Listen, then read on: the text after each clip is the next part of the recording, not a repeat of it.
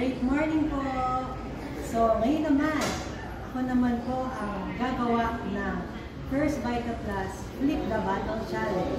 So, una po sa lahat, gusto ko muna magpasalamat kay Upline Cheng Celerio for nominating me to do this challenge. So, ngayon, una po natin gagawin ay magpipitlo po tayo ng First Vita Plus dito sa bottle na to. Ang objective po natin ay within 5 times. Mag-flip po natin siya. At kapag tumayo po ito, ibig sabihin po nun, si Ma'am Doyi po ang mag-donate ng 500 pesos para sa Share and Care Foundation.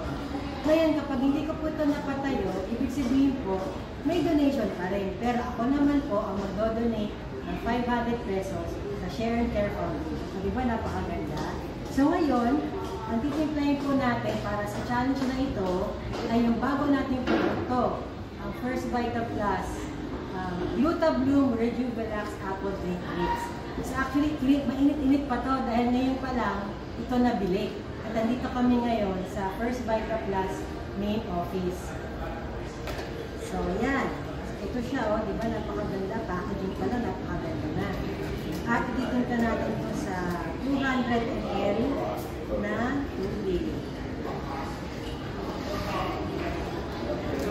So maganda po sa produkto na to. Kaya ito yung napili ko kasi I'm already 45 years old. At syempre, kailangan napakaraming pag-aalaga sa sarili. At isa doon, syempre, yung pabata, pampaputi, at syempre, may kasama pang kalusugan. So, ito ay apple drink mix. So, I expect na ito ay lasang apple. So, very prominent po ang ingredients nito. So, according to the product presentation, ito po ay merong stem cell na made in Japan pa, yung Opitap, which is very safe sa mga pinaka-safe na type ng stem cell. And then, yung ating pampaputi. At saka yung hyaluronic acid.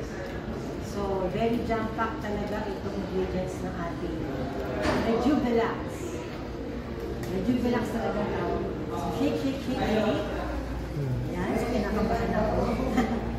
Actually, nakakailang practice na ako nito, pero sa awa naman ng Diyos, naging successful naman.